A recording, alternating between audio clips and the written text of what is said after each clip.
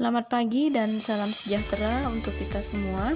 Selamat berjumpa lagi pada pembelajaran sejarah Indonesia, yaitu tentang kekuasaan VOC dan penjajahan pemerintah Belanda. Tujuan utama kedatangan Belanda ke Indonesia adalah berdagang rempah-rempah. Atas prakarsa dari Pangeran Maurits dan Johan van Oldenbarneveldt, pada tahun 1602 Belanda membentuk kongsi dagang yang disebut dengan VOC atau Persekutuan Maskapai Perdagangan Hindia Timur, di mana kantor pertamanya terletak di Banten dan dikepalai oleh Francois Witter.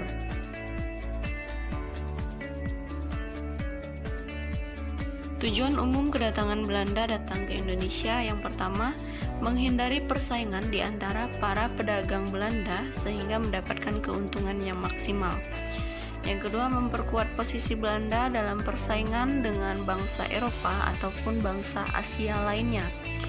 Yang ketiga, membantu pemerintah Belanda yang sedang berjuang menghadapi Spanyol, khususnya dalam bidang keuangan.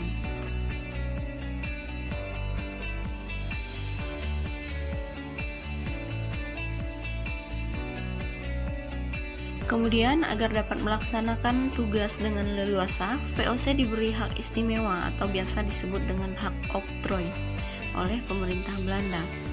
Yang isinya, yang pertama adalah hak melakukan monopoli perdagangan rempah-rempah. Yang kedua ada hak untuk memiliki angkatan perang. Yang ketiga, hak untuk memerintah wilayah yang diduduki. Kemudian hak untuk mencetak uang. Selanjutnya adalah hak untuk melakukan perjanjian dengan raja-raja yang ada di Indonesia, dan yang terakhir adalah hak untuk membantu keuangan pemerintah Belanda.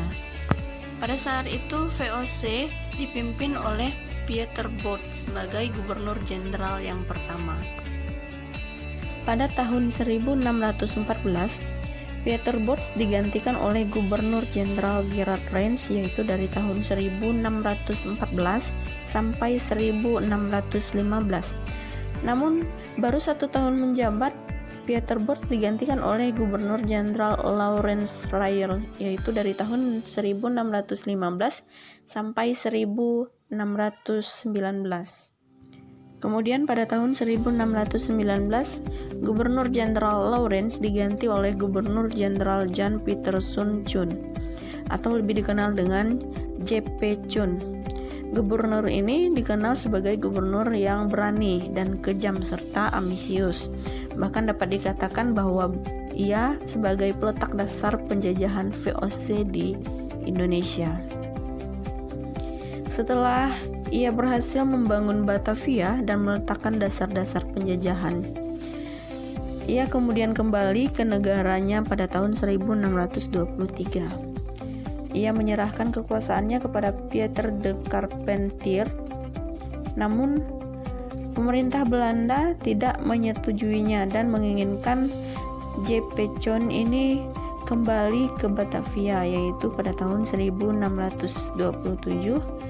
Ia kembali di Batavia, kemudian diangkat kembali menjadi gubernur jenderal untuk yang kedua kalinya. Dalam menjalankan kekuasaannya, ia semakin congkak dan kejam. Berbagai bentuk tindakan kekerasan, tipu muslihat dilakukannya. Akibatnya rakyat semakin menderita. Pengaruh VOC pun semakin meluas.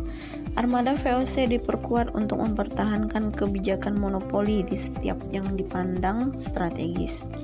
VOC membangun benteng-benteng pertahanan seperti Benteng Dorset di Saparua, Benteng Nassau di Banda, Benteng New Victoria di Ambon, Benteng Oranje di Ternate, dan Benteng Rotterdam di Makassar. Berikut adalah tindakan-tindakan yang dilakukan VOC dalam melaksanakan monopoli perdagangan, antara lain, yang pertama, ekstirpasi, yaitu menebang tanaman rempah-rempah milik penduduk supaya produksi rempah-rempah tidak berlebihan. Yang kedua, pelayaran hongi, yaitu pelayaran menyusuri pantai yang dilengkapi dengan angkatan perang untuk mengawasi para pedagang Maluku. agar para pedagang tersebut tidak menjual rempah-rempah kepada orang lain selain kepada VOC. Apabila diketahui ada yang melanggarnya, maka mereka mendapatkan hukuman yang berat. Yang ketiga adalah verplicti leveranti, yaitu rakyat wajib menyerahkan pajak berupa hasil bumi di daerah yang tidak dikuasai VOC. Yang selanjutnya, Priengerstelsel, yaitu kewajiban rakyat menanam kopi di daerah Priangan. Hasil kopi nantinya akan dibeli dengan harga yang telah ditentukan VOC.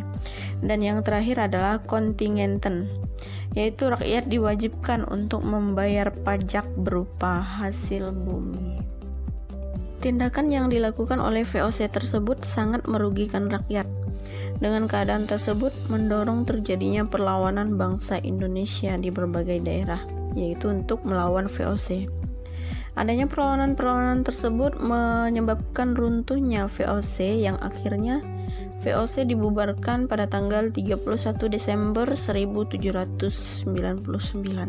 Sebelumnya pada tahun 1795 telah dibentuk panitia pembubaran VOC dan penghapusan hak oktroy. Berikut hal-hal yang menyebabkan kemunduran dan kebangkrutan VOC. Yang pertama, banyaknya korupsi yang dilakukan oleh pegawai VOC. Yang kedua, anggaran pegawai terlalu besar sebagai akibat semakin meluasnya wilayah kekuasaan VOC. Yang ketiga, biaya perang untuk memadamkan perlawanan rakyat sangat besar. Dan persaingan dengan kongsi dagang lain seperti kongsi dagang Portugis dan kongsi dagang Inggris. Yang kelima yaitu adanya utang VOC yang sangat besar. Kemudian pemberian dividen kepada pemilik saham atau pemegang saham walaupun usahanya sudah mengalami kemunduran. Yang ketujuh yaitu berkembangnya paham liberalisme, sehingga monopoli perdagangan yang diterapkan VOC tidak sesuai lagi untuk diteruskan. Baiklah, mungkin hanya itu saja materi tentang VOC dan kekuasaan Belanda di Indonesia. Untuk pertemuan selanjutnya kita akan membahas perlawanan-perlawanan yang ada di Indonesia. Sekian dan terima kasih.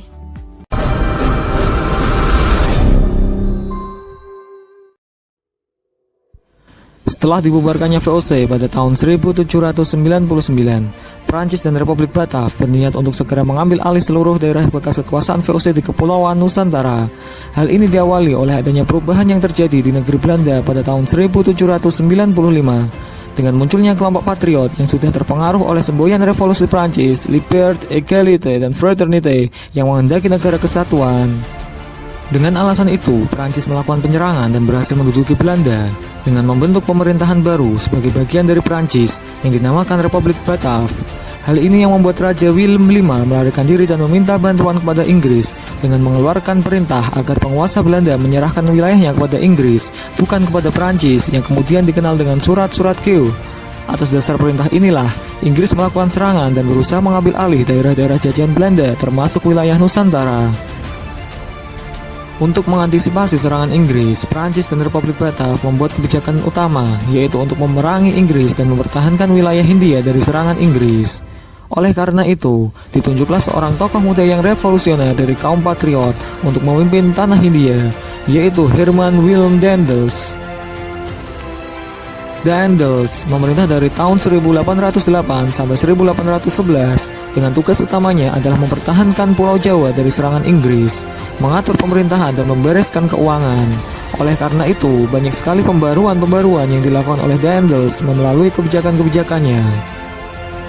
Dalam bidang pertahanan, untuk mempertahankan Pulau Jawa dari serangan Inggris, Daendels membangun jalan raya pos atau The Groot Poortweg dari Anyer hingga Panarukan sepanjang 1.100 km untuk mempermudah mobilitas pasukan di Jawa. Selain itu, ia juga membangun pangkatan-angkatan laut di Anyer dan Ujung Kulon dan membentuk pasukan dari orang-orang pribumi serta membangun benteng pertahanan di beberapa wilayah di Nusantara. Dalam bidang pemerintahan, Daendels membagi Jawa menjadi 23 wilayah besar atau karesidenan dan setiap karesidenan dibagi menjadi beberapa kabupaten. Ia juga membatasi kekuasaan raja, yang mana raja pribumi harus mengakui raja Belanda sebagai junjungannya. dan mengurangi hak feodal pejabat pemerintah yang diganti dengan sistem gaji. Kemudian dalam bidang ekonomi dan keuangan, Daendels melakukan penjualan tanah partikelir kepada pihak swasta, melakukan pemungutan pajak untuk meningkatkan pendapatan pemerintah, meningkatkan praktik menanam tanaman produksi, dan mengadakan penyerahan wajib hasil pertanian dan perkebunan. Selanjutnya dalam bidang hukum dan peradilan, Daendels membentuk 3 macam peradilan, yaitu peradilan untuk bangsa Eropa, Timur Asing, dan untuk orang pribumi. Kemudian untuk masalah korupsi yang menjadi masalah utama yang diperhatikan Daendels, setiap pelaku korupsi akan diadili tanpa pandang bulu.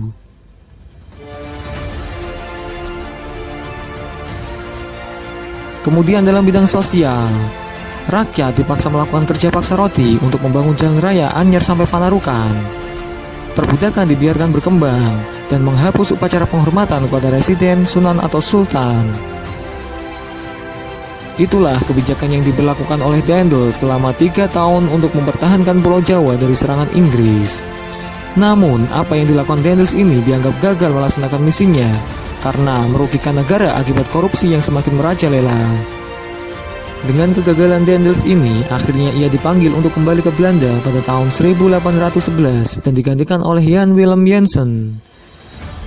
Namun, masa pemerintahan Jensen ini tidak berlangsung lama, karena pada tanggal 4 Agustus 1811, Inggris yang dipimpin oleh Thomas Stamford Raffles sudah mulai melakukan penyerangan dengan membawa 60 kapal untuk mengepung Batavia.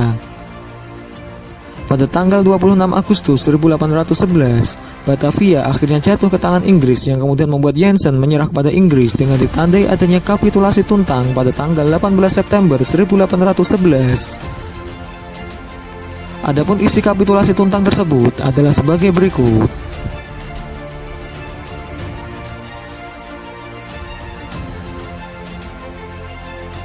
Dengan adanya kapitulasi Tuntang ini membuat wilayah Indonesia menjadi jajahan East India Company yang berpusat di Kalkuta, India dan dipimpin oleh Lord Minto, sedangkan di wilayah Indonesia dipimpin oleh Thomas Stamford Raffles.